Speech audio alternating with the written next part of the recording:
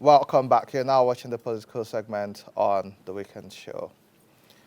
In the words of Emeka Ozorumba, to be or not to be, President Bola Ahmed Tinubu started with the Renewed Hope agenda.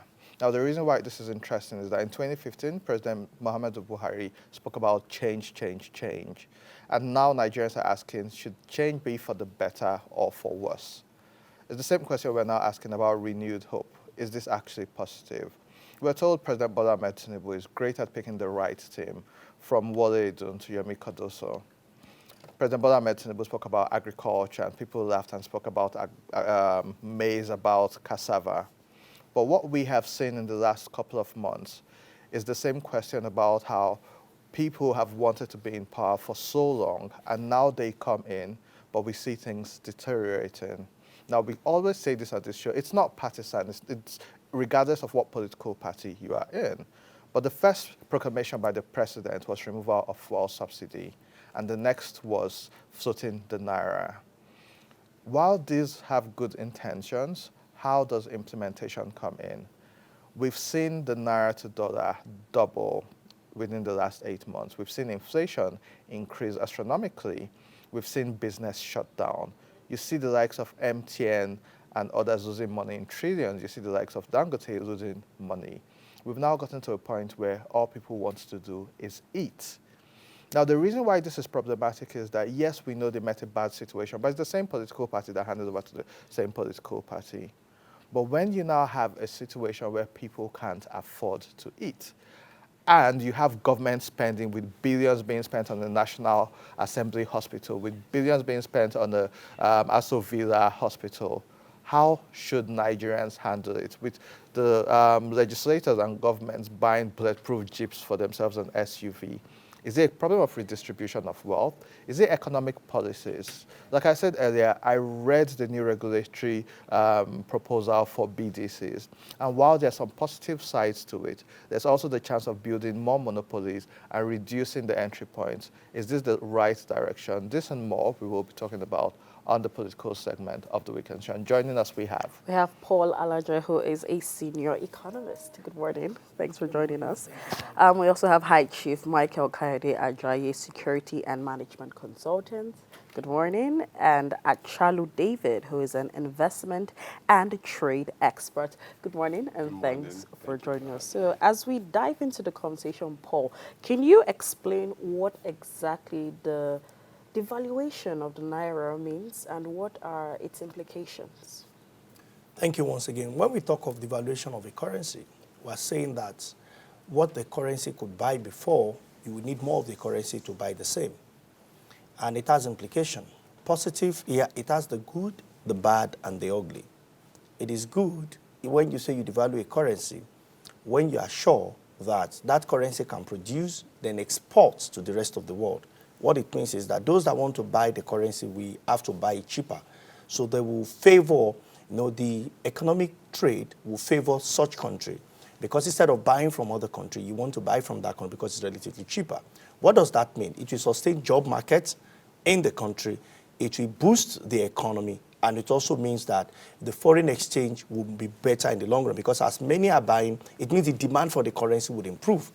What you cannot take away is the job he has created, is the economic growth he has created, and of course will become a dominant nation.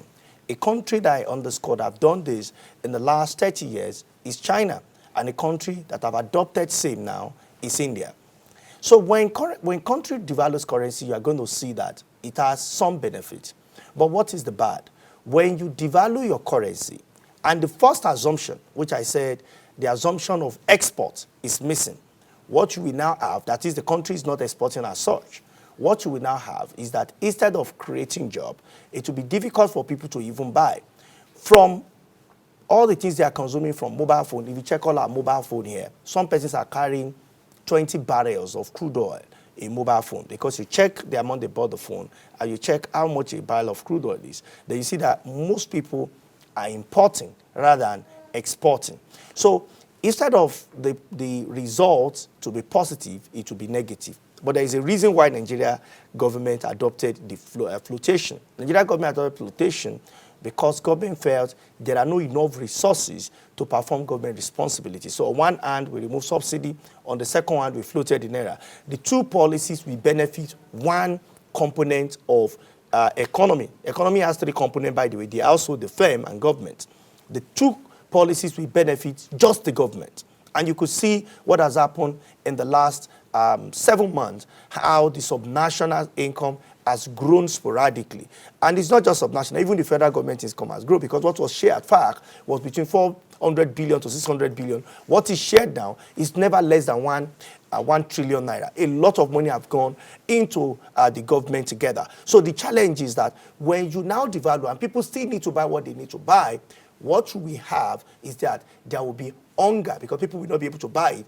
And some organizations that may not even to buy important inputs such as diesel, they may need to close down. Now, the third one, which is what Nigeria is dealing with, and we call it the ugly. The ugly is when you devalue, when your inflation is already double digit, when you don't have relative security, when you have high level of criminality, and the big elephant in the room, which is corruption, and you devalue in that kind of arrangement, watch this, 4 economic variables that must not combine. Poverty, devaluation, high inflation, insecurity. When you have all of these 3 going on, and you brought devaluation into it, what you are saying is that people should live in hunger. They should be more deprived. What you're saying is that life should be tougher for the people, because factory we find it very difficult to run. But you see, on the other hand, if you play the devil's advocate, government have been finding it very challenging to even make FX available. But we have heard unconfirmed reports that some millions of dollars was touched in the governor's house. Well, I don't know, it's an unconfirmed report. We have also heard that electioneering process. I remember I was on this show when we discussed what kind of currency is spent by those who wants to lead us. Is it Naira or the dollar during the election? And the consensus that day was that perhaps they are fueling the scarcity. I remember I was on another show on another station where an economist said as soon as the election is over that we are going to have a better currency. And I laughed. I said, because you have not seen the kind of demand those who are producers, who are contributing to the real economy, are placed on the central bank. I imported equipment for rice mill in Nigeria. Was never allocated FX for one of the important parts of my equipment. Where do you run to? You find alternative that central bank called non-valid to import such equipment because you want to create job for people. So we have adopted a policy because we thought it would pay us, or we thought it would give revenue to government, but we forgot that the overall economy goes beyond government. Government is a component. In macroeconomics, you have to combine all the factors together, which include household, you combine the firm, and you combine government. You heard about pharmaceuticals leaving Nigeria. Unfortunately, their drug will still be here because we need to buy the drugs, but the price has multiplied by 4.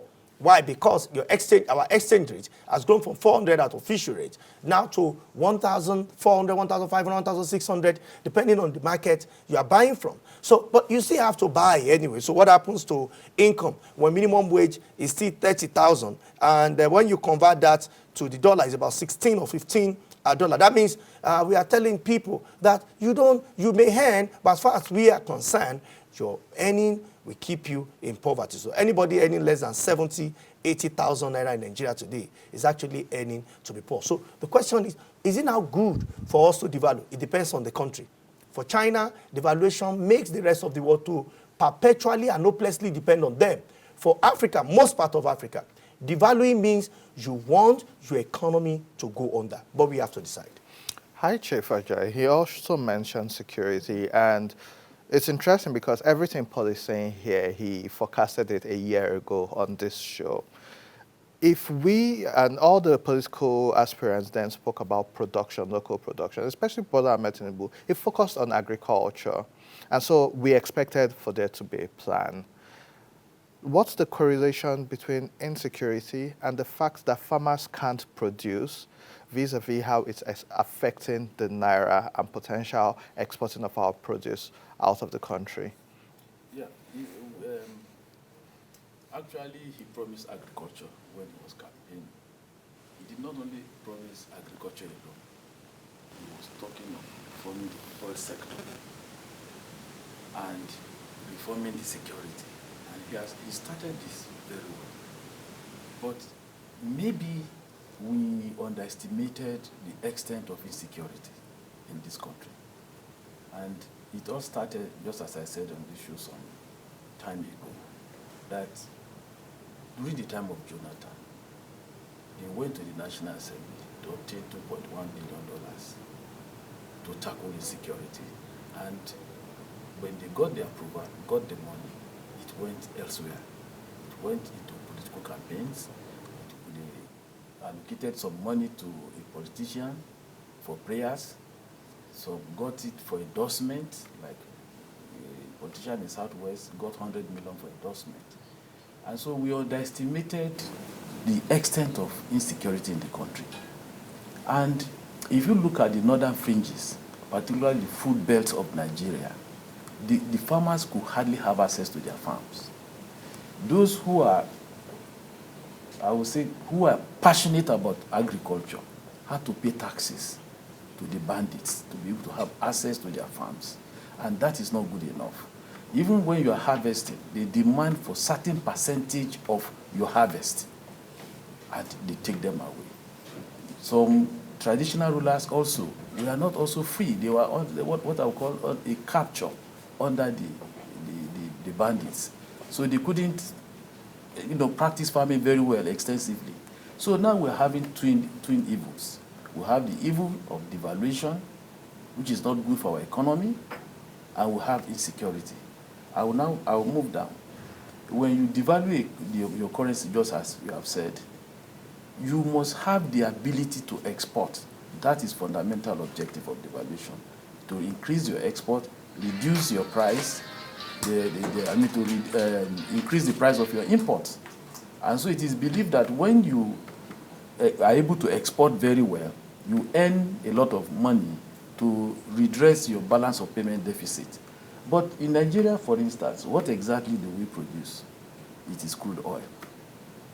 And crude oil, you are operating within a cartelian system called OPEC. So you cannot expand your production beyond the ceiling given to you.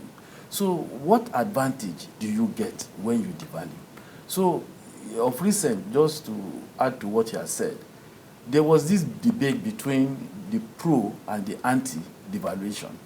The pro was led by the Rwanis and so on. And then Comrade Oshiomhole was against it. And the debate raged very well. And they tell us that our currency was overvalued. And I met Rwani at Nnamdi Azikiwe Airport, and I asked him, to what extent is Nigerian currency overvalued? He smiled. Because up till now, economists cannot tell us precisely the extent of evaluation of the Naira. And that's why they get it wrong. None of them, ask any of them, that will tell you that, okay, Naira is overvalued. By what extent? By what margin? What should be the appropriate value? And that is why we keep dilly-dallying and we keep floating the Naira and we are getting nowhere.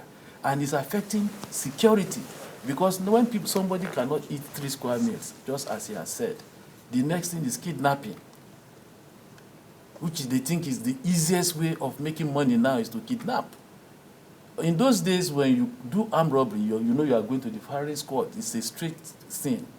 You remember when IBB came out from a meeting and he challenged the IG, where's Anini? You remember? Within a week, Anini was arrested. And what is the conclusion? He was shot. So even now, there's no stiffer penalty against kidnapping. And that makes the rural areas and everybody is a cheap target. But rather than go for those who should, at the top, those who are really having the possession of the money, they go, after the poor people like us. So on the street, you are not safe. In your house, you are not safe. And that is the security implication of when you devalue your currency. People will not be able to feed. Even now, Nigeria imports a lot. When you devalue your currency, the price of your import goes high. And when it goes high, you cannot afford drugs, just as he has said. You cannot afford building materials. It has gone up. You can see the price of cement now. The price of cement is ranging between 8,000 and 12,000 naira. And here I just have this little suggestion to the president. You can just import 6 shiploads of cement for the interim, and then it will crash the prices. And on devaluation, it's not something that you apply for a very long time. We have been applying it since 1986. Till date, we are still, no country does that, none in the whole world, that you continue to devalue for more than 30 years, and it doesn't stop. It will lead the country to severe financial crisis, and that's where we are. If China, just the example he mentioned, China cannot afford to devalue by 0.7%. What you'll be hearing is 0.2, 0.3, because if it does that, its economy is also intertwined with America, producing similar products. America will retaliate. When a country devalues and everybody has to be dependent on that country buying their products, the other countries that are affected will retaliate by also devaluing their own currency. So it is something that is so sensitive. But in Nigeria here, it's like taking a cup of tea when you devalue. Tomorrow you hear another devaluation. And unfortunately, much as you pump money into the economy, you are creating additional crisis. Just to add to what my friend said, if you look at why the Naira is falling, you said you are demand and supply fixes the price. But you enable demand over supply. When you enable demand over supply, what are you going to have? How do you enable? FAC allocation. When you allocate after FAC, go 2 weeks, you see that the Naira has shown. Because most of this money find themselves to zone 4, that is borrow the change. Then when Buhari came here, there was this bailout fund. He was throwing money to the governors. Go around the states, no development. The states are still in the same way. Then the civil service itself, the process of corruption, budget padding from National Assembly, where is it going? It's going to borrow the change. They buy and keep. Now they see dollar as a store of value. People buy dollar and stack. Of recent, you see the FCC involving itself in a laughing stock, shooting at borrow the change, shooting at zone 4. That is not where the money is hidden. You will not get anything. Those ones are just on the streets. I won't say urchins, please, with due respect. They are the foot soldiers of where the dollars are. If you see all what the investigation that EFC has done, they have not gotten those who are really hoarding the dollars. Those ones are just selling on the streets. So they cannot achieve success in that kind of atmosphere. So when you link it with insecurity, devaluation means people are hungry because you are in severe financial situation. And so if they cannot feed, they get to, water will find its level. They want to find a way to eat. Thanks for your opening remarks, Haichu. Before we come to our third guest, I understand we have another guest joining us virtually. Yes, we have Faduri Oluwadare Joseph, who's the former presidential aspirant for LP and the global leader Rescue Movement for New Nigeria. Good morning, Faduri. Thanks for joining us. Good morning, Nigeria. Okay, so we've been Good speaking morning. on the devaluation of the Naira. I hope you've been enjoying the conversation. I would like to know, as a politician, how does this devaluation of Naira, in your own perspective, affect the citizens, and how are we supposed to take it from the government? Thank you. I want to thank the people in the studio too, because they're making very important conclusions and also debate as what is happening to our country. Politically, the problem we have in our country is the lack of law and order in our nation. We make policies, and when we make policies, we see that a lot of people break those policies. But when they break them, what do? We do nothing. Any country that's going to succeed and any nation that is going to survive, for any policy you put down, you already know that there are players who are going to do everything possible to puncture your policy. Now the question is, what do you do to make sure that there is punishment for some of those abusers of policies? But in our nation, we don't have that. And also, it was even wrong in the first place for our president to start on first day and trying to uniform Naira and dollar. You have no production power. You have nothing you are exporting. You are not even sure of how much dollar you have, at hand. Most of the dollars are in the black market. It is only in Nigeria that we have the Bureau de change, that is more powerful than the banks we have. We have if there's no bank in Nigeria you enter, that you can even see a dollar to buy. So before you go into such policies, you are supposed to sit down with the MDs of some of these banks, with the monetary players, and see what can work and what cannot work. But our politicians just sit down and just make policies, and at the end of the day, it blows off on their faces. So this is the problem we have in our nation. The same thing with subsidy. Before you come into office and bring in subsidy removal, why don't you sit down with the players in the oil sector and see what can work and what cannot work? So our politicians find it very difficult, to sit down and look at what can work and what cannot work. They just go on pulpit, make the policies out, and there is no even follow-up, there is no proper implementation, there is no punishment when they are being punctual. This is why we have problem here and there. So until we have politicians who can engage diplomats, who can engage economists, who can engage people who have the idea of the policies they want to bring out, and see the do's and don'ts, the pros and cons, before bringing those policies out, that is when we're going to have policies that can work. There is no policy of this government, none has worked, because none of them has been well implemented. And when they are being punctured, and when we have people abusing it because of corruption and investment, there is no punishment. Any country where there is no punishment, when people break laws, the country is not going to move forward.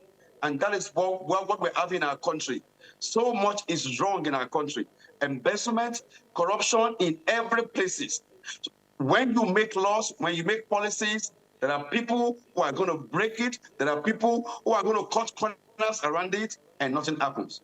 So until we begin to look at some of these things too, that is when we're going to have a better country. Thank you. All right, thank you so much, Father, for joining us, and thank you for your input in the conversation. So we'll bring you back to the studio. Achalo, please, you need to join this conversation. Hi, Chief. When he was speaking, he spoke a lot about the financial crisis and all of that. So how can we, after listening to him, how could we avoid a severe financial crisis? Do we have to, produce more in order to export more? What are the government policies? What could be set in place to avoid it? Because what the average Nigerian right now is going through is unbearable. All right. So I think first off, we need to understand that what is happening right now is not just a Nigerian thing. It's happening globally. So every country is being hit, but it feels like we're being hit more because we're present in the situation and then we know exactly what is happening. But the thing also is that the sad part really is that it's really going to get worse if we do not change a couple of things, really. And because of we are in Nigeria, there are a number of stakeholders, government, financial institutions, even we as ordinary citizens have roles to play in this. For the government, really, the main advice would be to reduce on public debt. We are still borrowing a lot of money. We do not have a lot of foreign reserve left. So if you're able to cut down on foreign debt, then we can channel the monies to other places. The removal of fuel subsidy was a good one because the plan really was that we would be able to use the money saved from the removal to do other things. But I think in 2022, we spent like 10 billion on fuel subsidy. Where's the 10 billion now? So outside of the public there, we have to have some sort of transparency around the system such that when monies are being diverted to other uses, we know that, okay, this is what it is used for exactly. Then I would also advise the government to, so just like any government really, you'd have foreign assets. Right now is the time to liquidate some of the foreign assets.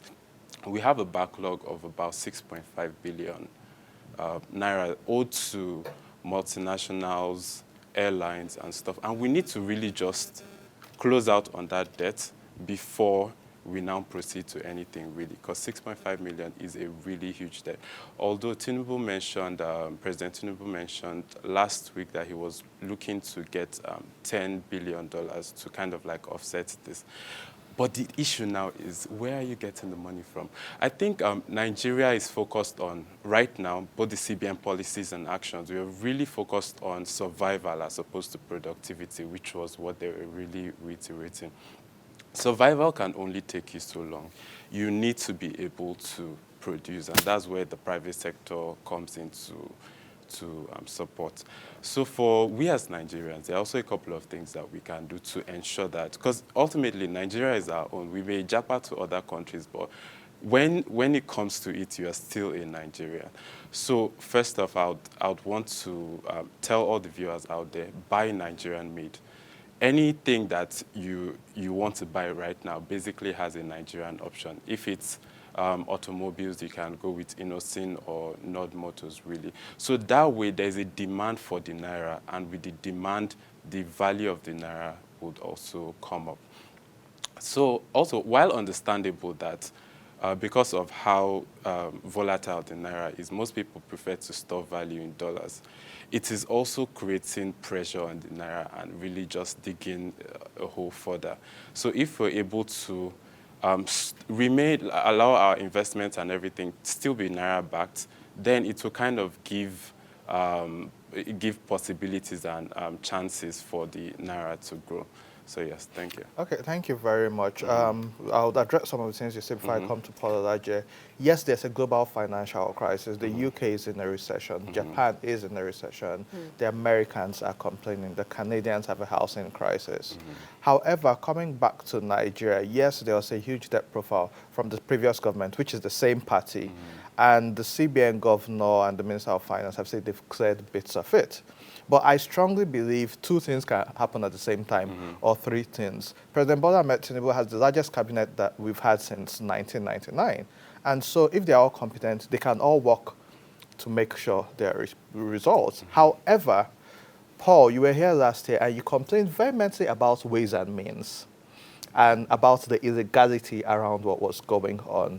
At that time, it was 22.8 trillion. Of pretty much the government saying, CBN, give us a loan by printing this, let's fix the situation. I saw a 1,000 Naira note yesterday with the signature of Cardoso on it, which means in the last, and this I saw myself, in the last 6-7 months, money is still being printed. Now, people will tell you CBN gets old notes and they burn the old notes and print new ones.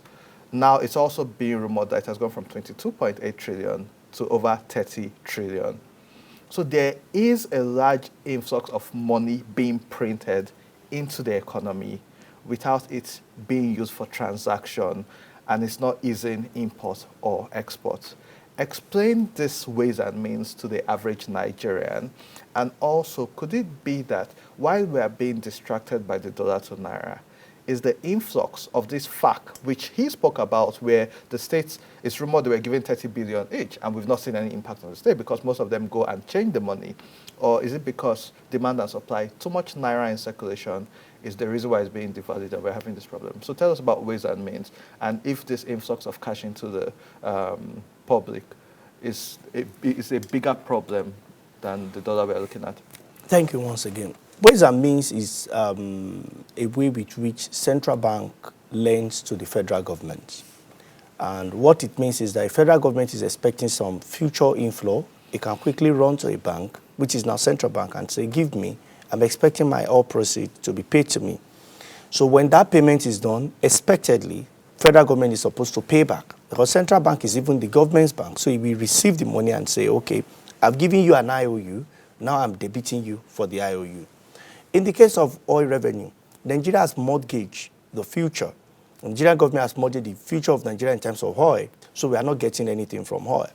So what we saw in the last dispensation was that as against what the law said, 5% of previous year's revenue is what government is supposed to be giving as ways and means. But that government gave over 90%, not over 100%, of the revenue to government as ways and means. So that means government earned money did not work for. Printing money does not necessarily mean that they are printing physical currency in economics. The fact that you are getting money you did not work for, or you digitally create money, or you do what we call quantitative easing, it will have, all of them will have the same impact. So when economists said that they have printed money, it's not until they print paper.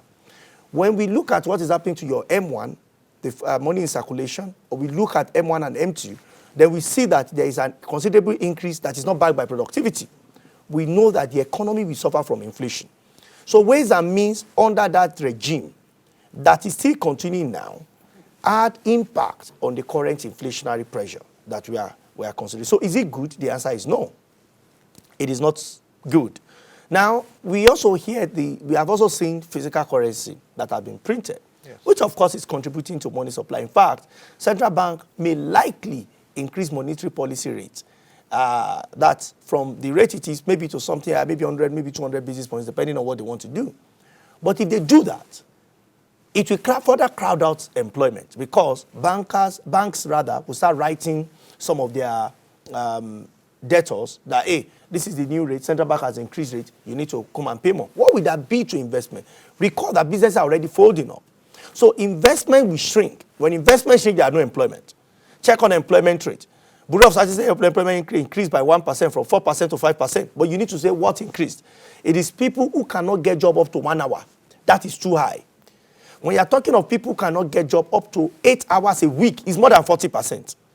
But because 5% sounds good, but you do not ask 5% of what? It's 5% of those who cannot get a job. 1 hour in a week, not in a day, in a whole week. You cannot get beyond 1 hour. So that is very horrible.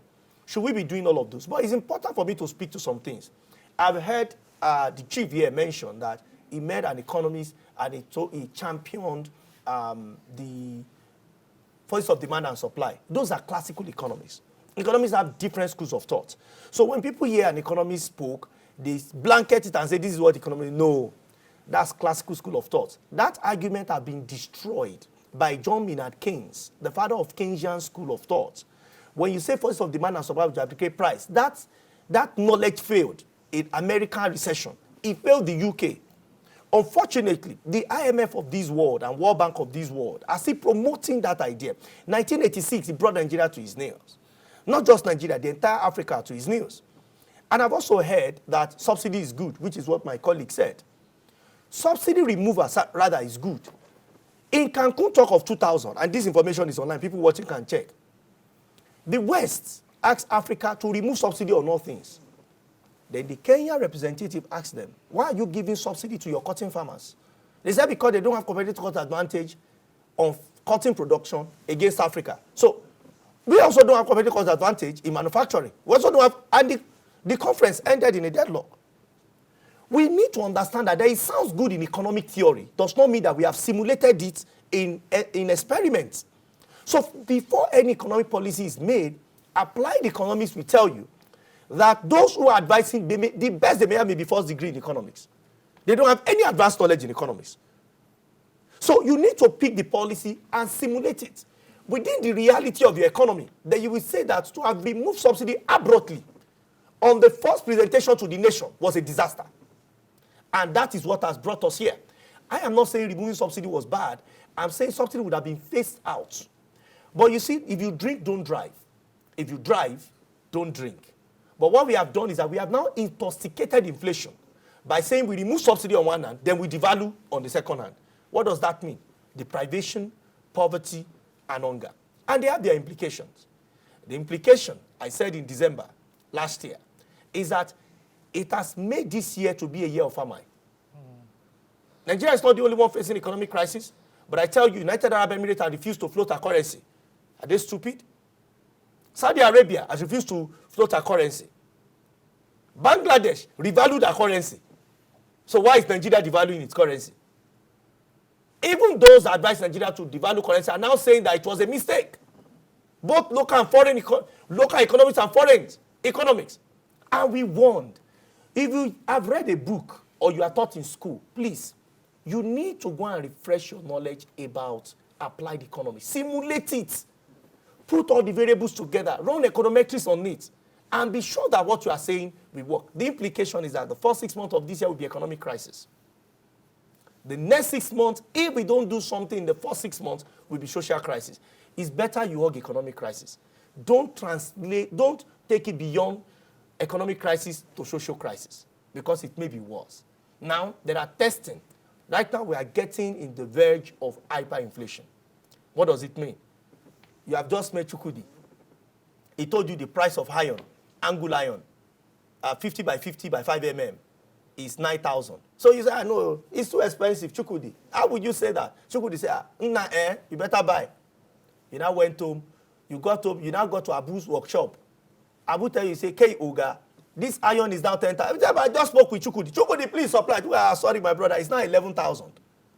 I said, no, I'm going to meet a day. You people are not good. You call it. I didn't say it's 13,000. He said, Chukudi is my bed. Chukudi said it's 15,000. It is not Chukudi, Ade, or Abu that is increasing prices. The source of their goods, even though they have not sold what they have, because during inflation, economists taught us that businessmen make profit. Why? Because they will call their own sources, and the source will tell them because we are importing. Our price is what the exchange rate is telling us. And not just that, people that are also selling to us they are factoring in inflation because it will affect everybody.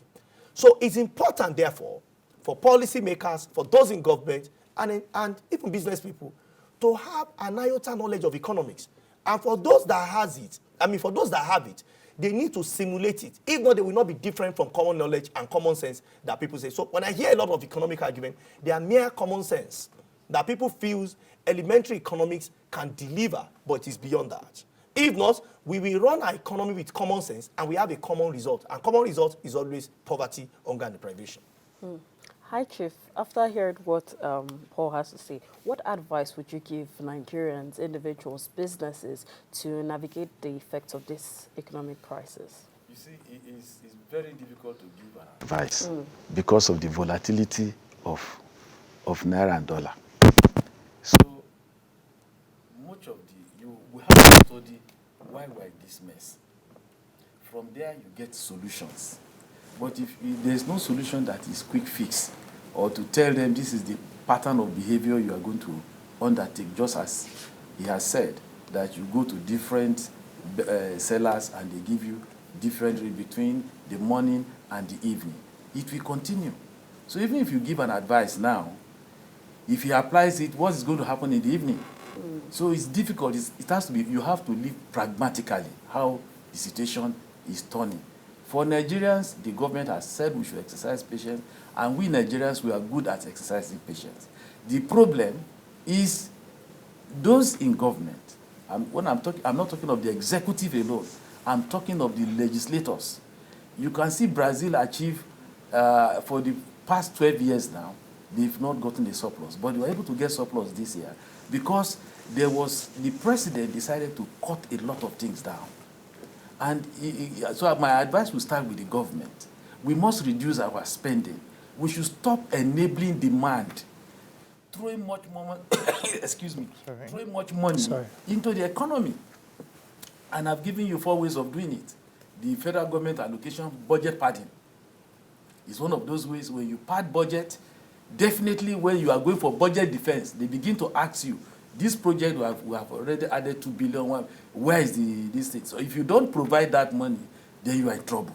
So budget padding is a problem. A legislator of recent paraded vehicles, about 16,000 of them, and saying that is for empowerment. Now, in the same country, that legislator ought to explain where he got his wealth.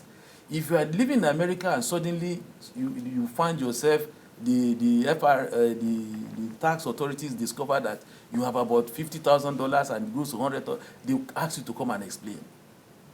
Then where is the tax authorities? They should run after the senator and ask him to show his tax paper. We are not doing it in Nigeria.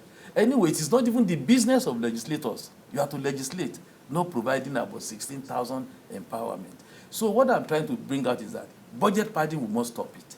2, we must ensure that federal allocation is monitored. All the bailouts from federal government is monitored. Nobody monitors anything in the state. They give them money and that ends the matter. And they go to the BDCs to change it. But the advice I also add to the federal government is you have a special advisor who is coordinating policies. You need to expand that office. I don't know. You expand the office to to monitor even the monies you give to the state government. You know, federalism creates a sort of relationship. But any money that comes from federal purse to aid the state, federal government needs accountability. You must be able to, once you do that, you'll be able to monitor. But now, the state government on their own, give them any amount, it goes down the drain.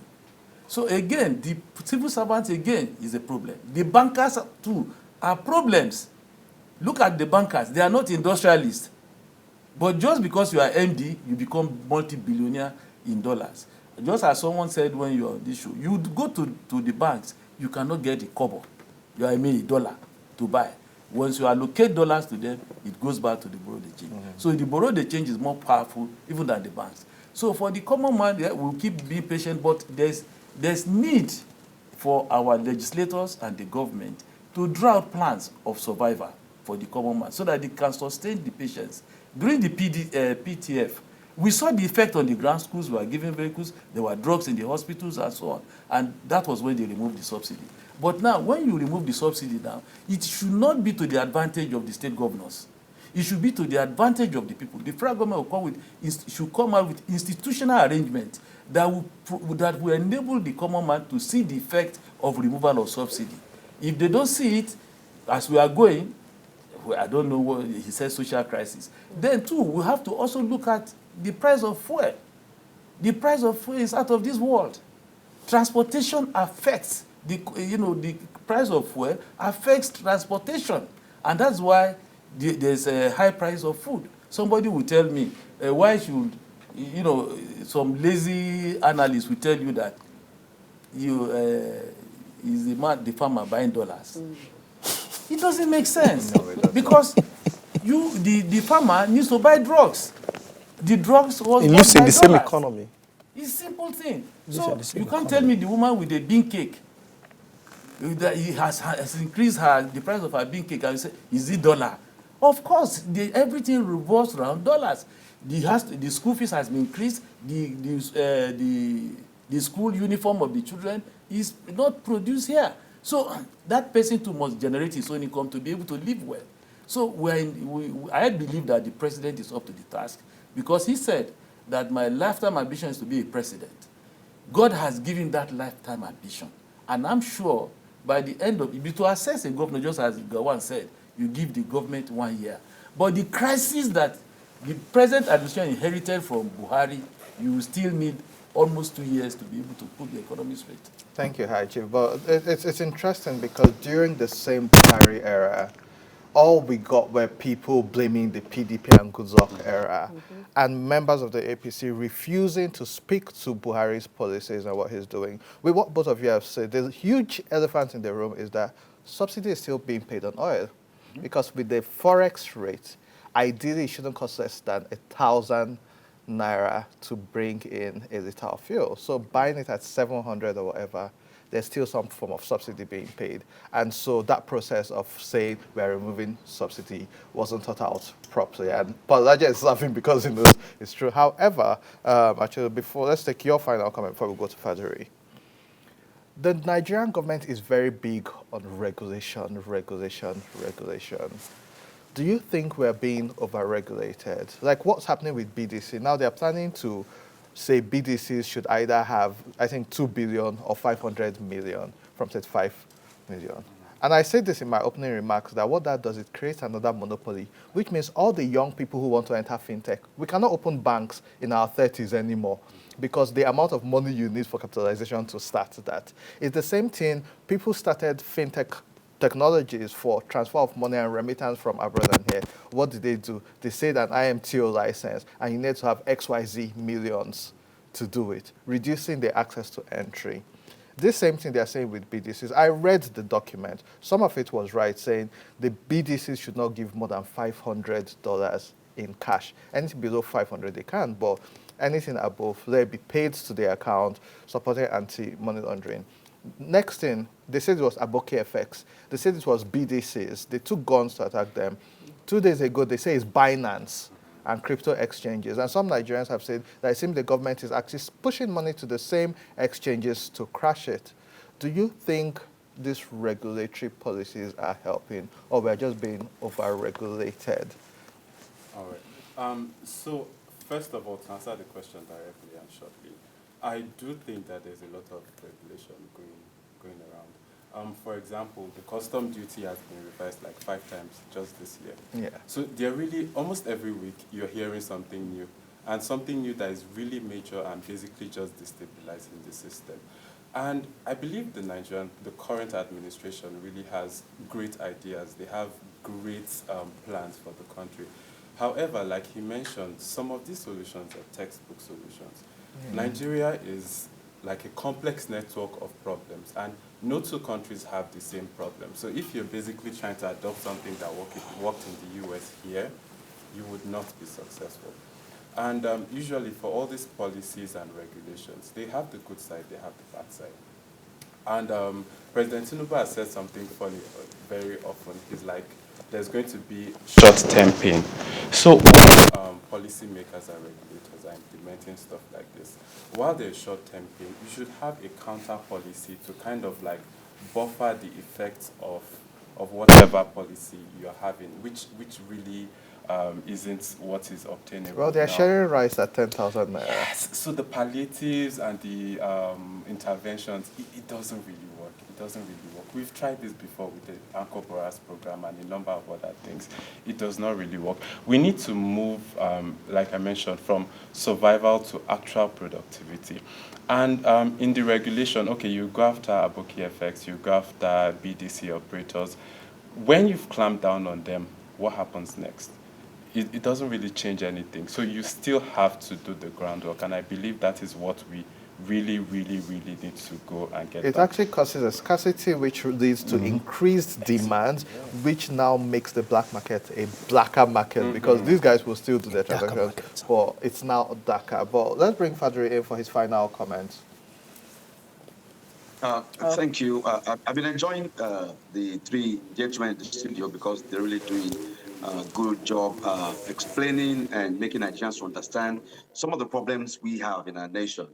But my conclusion still remains that our leaders are not sincere. Insincerity, corruption, and embezzlement, and lack of the will, to punish offenders in our nation are the reason why we're into a lot of mess. Sometimes we have good policies, but how do we implement them?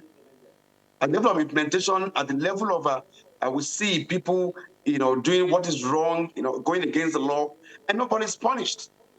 The reason why the other part of the world, is different from ours is that there are punishment and reward. When people are going against the law, they are punished. But in our nation, nobody gets punished for anything. So even if we have a policy that we think it can work, and at the point where we see that people are bypassing or are pursuing our policy or things are not going well, and we can realize that it's not going well because maybe one bank or the other is the one, faulting our policy. What effort are we doing to punish those banks, those MDs, those people involved? We don't. So these are the problem we have with politicians. We play emotional politics. Politics where there is no punishment.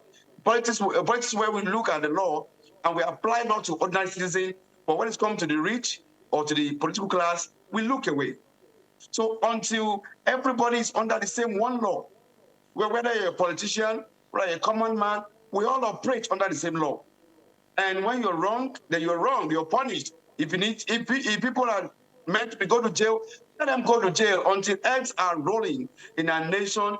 We're not going to have a headway.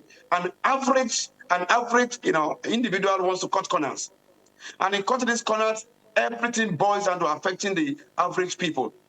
And also, if government must make policies, sit down with those who understand the policies, the economics of these policies, and see what can work. Weigh it, like the other man said, let's weigh it. If you're going to move to a new house, don't just remove the roof of the house and think that nothing is going to happen, rain is not going to fall. That was what we did with subsidy. We removed subsidy with nothing to replace it. And what happened? Everything crashed. We want to unify I want to devalue the Naira with no good policies. To say, okay, if we remove it, what is going to happen? So before you do something, look at if we remove this, what will happen?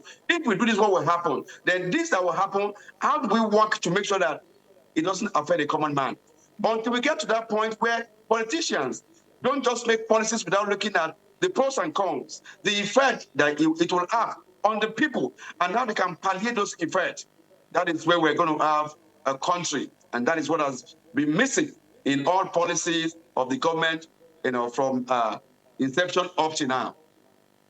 Thank you so much, Frederick, for your contribution and also for your comments constantly. Hopefully, we'll see how things evolve as time goes on. Thank you so much for joining us. Yeah. Paul, your final comments. Is there a possibility for the Naira to be stabilized? That's number one. Then secondly, corruption has been mentioned. How do we deal with that? Okay, Naira could be stabilized. And in stabilizing the Naira, you need to concentrate 80% on the supply side and 20% on the demand side. The effort of the EFCC is on the demand side. But what we need to do on the demand side is to digitize the process of releasing Naira, especially to the subnational. Research by SPM and a few other organizations reveals that there is positive correlation between what you share at FAC and increase in the FX Naira to the dollar. Two, but where the real issue lies is the supply side. I understand Mr. President is looking for $10 billion. Whether the source is revealed or not is a different kettle of fish.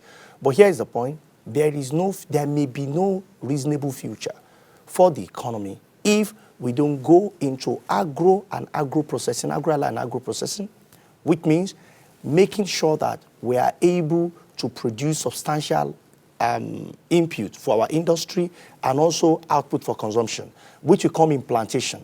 Take out all the kidnappers and battery from our bushes and convert them to plantation of some sort. Advanced country that we want to be like, that is the kind of farm they have. Not that we give money in the name of Anchor Borrowers program without any monitoring and tell people to go to any farm, your great-grandfather's farm. Who will go there? Even when we know that for those in the far north, they are finding it difficult to go to the same farm. So government must come together, Ministry of Agriculture in federal capital, in the federation, as well as those in the state, must work with security agencies. Civil defense could be deployed. Members of NYC could be deployed and work on what I call the National Agricultural Transformation Program, which will last between 5 to 7 years and ensure that we have output, massive output. That will not only work for FX, it will also work for inflation. The real driver for inflation at about 35% is food inflation. It's what is inducing inflation to near 30% at about 29.9. That on one hand. Secondly, you must manufacture. The largest country in Africa is Nigeria in terms of number. The largest one in Brazil, in South America, is Brazil. What they focus on is not what we are focusing on. They focus on manufacturing. In Asia, it used to be China, now India. But the two have very minimal difference in their population. They are both over 1 billion. But what do they focus on? They focus on manufacturing. Go to Germany, the largest population in Western Europe. You hear about German machine, not Japan farm, even though they have large farms in places like Bremen. But what they focus on majorly is manufacturing. Go to the North America, technology and manufacturing in America. Or you want to go to Russia, which is also looking at refining and manufacturing. Come to Africa, the giant of Africa. What are we focusing on? Is it not absurd? Then how do we hope to have manufacturing when there is no electricity? And we are even hearing, and I would also want to warn, that government is planning to remove, advocating to remove subsidy on energy. If you do that, it will accelerate the crisis further. And rather than people purchasing power that have been depleted, it may have crisis. So you need to work on the supply side, which is where you have a lot of job as government, as people, and as policymakers. So come up with plan, start implementing. In the short term, how will food be on the table of people? Advise those who are milling to bring in grain, not more than 3 months, because if you go beyond 3 to 6 months, it will further create crisis on the dollar. We need that external support. Right now, fooling ourselves that we have sufficiency is lying to ourselves. We don't have sufficiency in maize, we don't have sufficiency in rice paddy, we don't have sufficiency in soil. We don't have even if you want to plant all we have today, it's not sufficient because there is lag. So we need that short gap measure. The president talked about 42,000 metric ton to support. You know what we require a year? 1 million metric ton as a nation. 1 million. Find the fraction of 42,000 out of 1 million and see. You where they are selling rice. I've never seen the rice that was shared by governors. I don't know if you received any, but I never received any. So how will it be enough? We need to understand that even shutting some borders may be to our disadvantage. Remember, we got to double-digit inflation when President Buhari decided to shut border, and we were shouting. Closing the border is not to say that you are acting powerful. You need to find the economic implication. We never came out of that before we went to recession of COVID. After that, Russia, Ukraine. After that, we found ourselves in subsidy removal and all of this. So it's crisis upon crisis upon crisis. So even though there are so many places in the world, the challenge is that we are not facing the same challenge. Gentlemen, thank you so much. Because of time, we'll have to wrap it up here, but we'll still bring you guys back, you gentlemen back, to review what's happening within the next couple of weeks. And especially after the next meeting, the MPC meeting, MPC, we'll bring you in to do an analysis of it. We'll take a quick break. I should be is on standby. See you shortly after this break.